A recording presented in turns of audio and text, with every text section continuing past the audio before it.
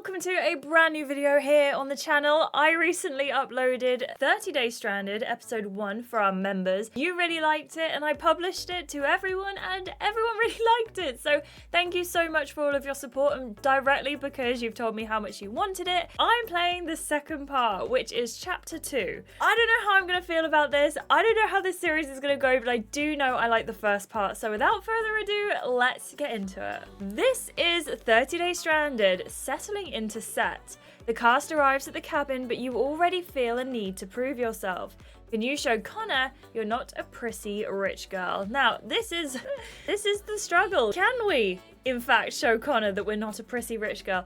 I don't know if I believe we can, but let's find out. Let the games begin. Remember, you can win gems if you win challenge questions in 30 Days Stranded. Good luck. You sit in stunned silence. Connor has just informed you that you're the reason he's competing. You're the prize I'm here for, Noelle. Your heart begins to jackhammer. A slow grin spreads on Connor's face. Wow. It's not every day I get to make the great Noelle Calloway speechless. I am not speechless. I'm just immune to cheesy pickup lines. Cheesy, please. You're a sentimentalist at heart, Juicy. I forgot we called ourselves Juicy. Whoops. I'm not fooled by your whole Ice Queen veneer. It's not a veneer. You have no time to come up with a better retort because the host clears his throat. Everyone turns their heads as the show's host, Jeff Forrest, gets to his feet. Hello everybody, we are so glad you've come to be our new cast members on 30 Days Stranded. First, all 8 cast members will be put in a house, which is a lot smaller than you're used to. Every few days there are challenges. Reward challenges give you a chance to compete for luxuries. How small is a small house? Patience, Noelle, you'll see soon enough. There are also punishment challenges which give you the opportunity to punish your castmates. If you win these challenges, you can choose a cast member to send to the isolation shack. Your eyes are already gleaming at the prospect of competing. This is a grimy cabin in the woods with nothing but a fireplace and some matches. A couple of days spent in there would make anyone want to leave.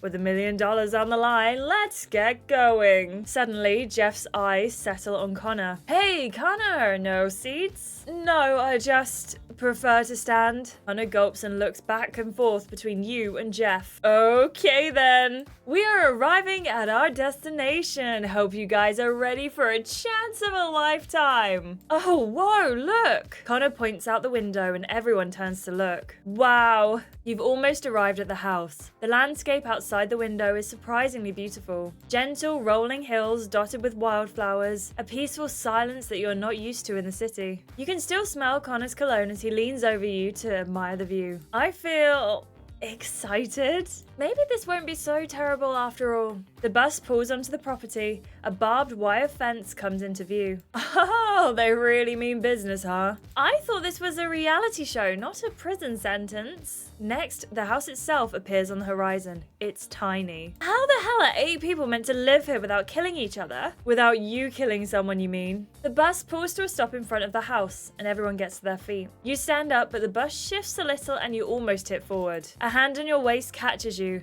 Heat fills your cheeks. Steady there, Calloway. His hand is strong. You can feel his breath on your neck. Thanks for stopping me from falling on my face in front of the cameras.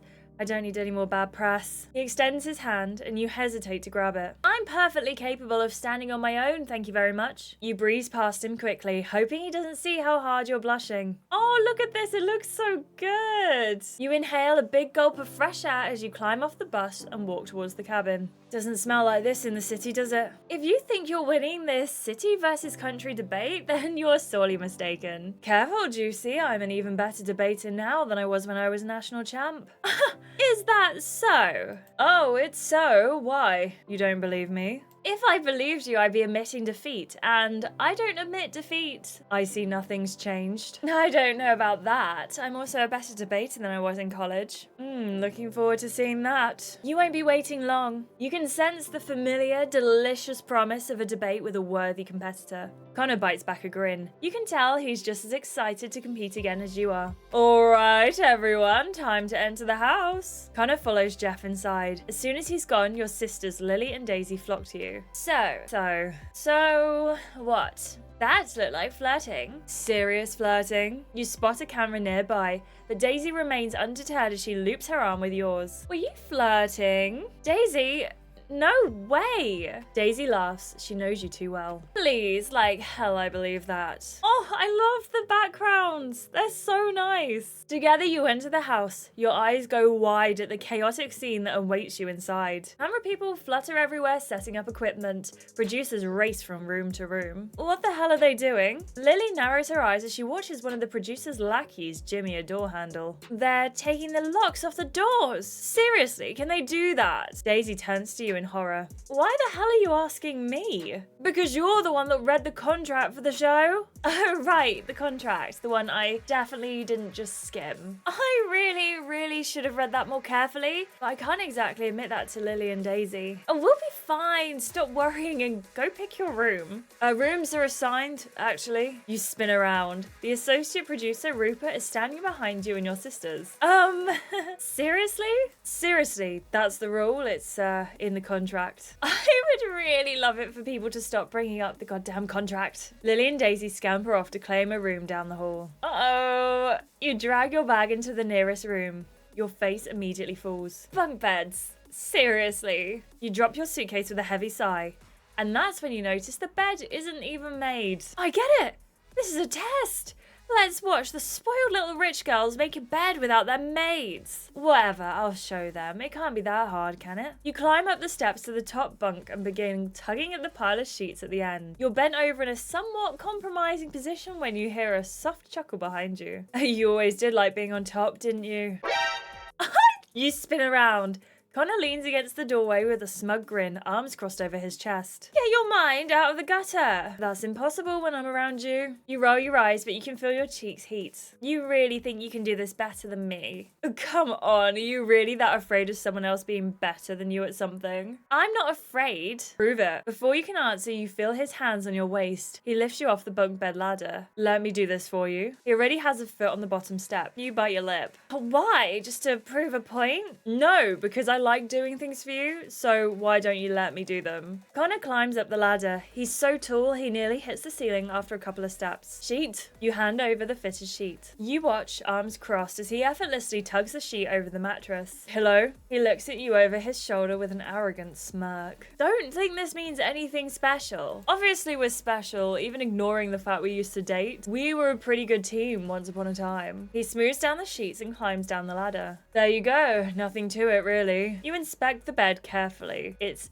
definitely perfect. Thank you. You're not used to saying thank you, are you? Yes, I am. I have very good manners for your information. He gestures to the still empty bottom bunk. So, who gets this one? Oh, you glance up at him. Connor averts his eyes awkwardly as if he can read your mind. I got assigned my own room. Producers seemed pretty strict about that stuff. Good. I'm glad. You're glad they're strict. I mean that you'll get your own room. That'll be nice. Yeah, I guess so. Tension fills the space between you, thick and impenetrable. You're racking your brain for a pithy comment to break the tension when the door swings open. Oh, hello. A smarmy grin spreads on Scott's face when he sees how close you and Connor are standing. I should stay exactly where I am. You're rooted to the spot, unwilling to move away from Connor, despite how suggestive it looks. Whatever. The cameras are going to see a lot of things I don't want them to see. Hey, I thought we were shooting a reality series, not an adult film. I should go unpack. Right, me too. Connor brushes past Scott and the cameraman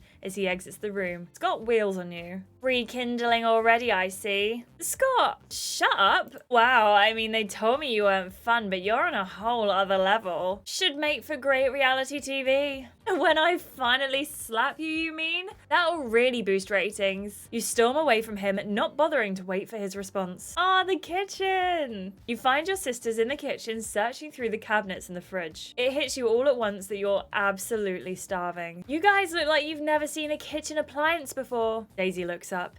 She'd been examining the knobs of the stove like it came from another planet. Yeah, well, you know, Ruth usually took care of this stuff. We've got much bigger things to worry about than our missing personal chef. You hear Scott laugh behind you. How are you princesses gonna eat when you don't even know how to cook? At that moment, Connor strolls into the kitchen. We can manage just fine. I doubt it. You lift a challenging eyebrow. what chest? You turn to Daisy. Do you know where the pots are? Daisy bends over to search through the lower cabinet. Scott gives a low wolf whistle. Damn, that's a hell of an arse you've got there, Daisy. Remind me, you're legal, right? Daisy drops the pots with a loud clatter as she stands, spinning around to face Scott in an outrage. Your chest pounds with fury. In the corner of your eyes, you see the cameras swing closer. Before this mess, I would have ripped Scott a new asshole by now. Now I've gotten used to people telling me I'm too fiery, too brash. Scott, stop it. Connor, I've got this. You wheel on Scott. I'm gonna defend my sister against this creep. You fix Scott with your most condescending smile. Tell me, Scott. How well do you think you'd fare in prison? Ogling an underage girl is a criminal offense. You do well to keep that in mind. You're pretty sure Scott might actually try and fight you if there weren't cameras around. You fix him with a dazzling smile. Daisy, Lily, and Connor begin a slow clap. It's been a long time since I've seen a classic Noelle Calloway verbal annihilation. Did you miss it? More than you'll ever know. You wink at Connor. When you turn back to Scott, his face is twisted with rage. You'll pay for that. I'll make sure you never make it to the end of 30 days. I'll take my chances. Scott, clearly not satisfied with the drama he's already stirred up, clears his throat loudly. So, Connor, tell me, who's the cook in your relationship?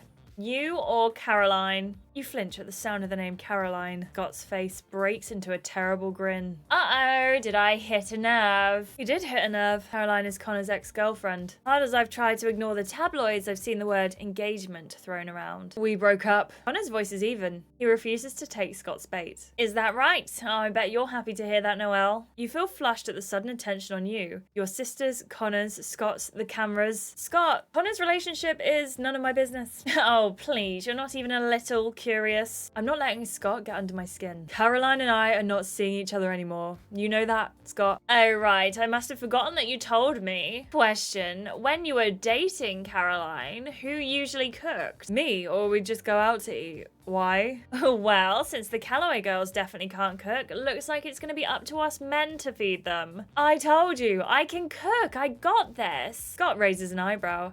Even Connor looks a little amused by your proclamation. I took a whole year of professional cooking classes. I can do unholy things with a clove of garlic. Oh, what are we going to do? Are we going to prove them right by shoving off our culinary skills?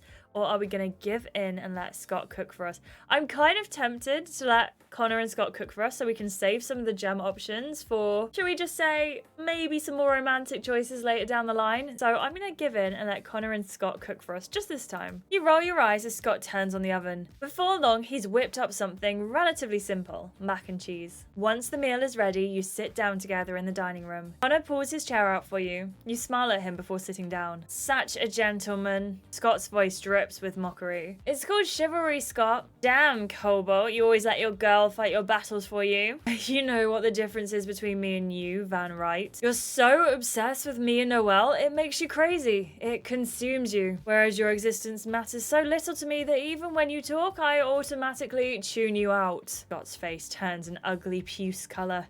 You burst out laughing. So, everyone, what do we toast to? You pick up your glass. Connor's eyes glitter at you across the table. To making Scott look like an idiot. Connor, Daisy, and Lily laugh. Scott scowls at you. Oh, I will definitely cheers to that. And I'll remember this, buddy. Everyone but Scott clinks their glasses together before digging into the meal. So, Noelle, you aren't curious as to who your roommate's gonna be? Not really. No curiosity at all. Interesting. His tone suggests that he knows more than you do. You feel a twitch of worry in your chest. I'm getting a horrendous feeling that our roommate might be Caroline. It might be Connor's ex. I suppose we're gonna find out. It's been an impossibly long day and I've had no privacy whatsoever. I need a second to decompress. Your breath catches in your throat as soon as you enter. It's a communal bathroom! And Connor's already in here dressed in nothing but a towel around his waist. Hi, Noelle, trying to sneak a peek. You could have just asked, it's been long enough. What do we think of that episode? Okay, so Scott is clearly like one of the most nastiest people known to mankind, so there's that. But oh my gosh, I did not expect so much drama straight away. We've only just got here. If you've played this series, let me know your thoughts down in the comments below with no spoilers for anyone else watching. But let me know as well, Are you enjoying it? Do you want me to continue this series? Because if you do, I will do the next part and that'll be out very soon. Make sure if you haven't already, you give this video a like, subscribe to see more, and turn on your notifications so you know every single time a new video drops on the channel. Thank you so much for watching, and I'll catch you in the next one. Bye!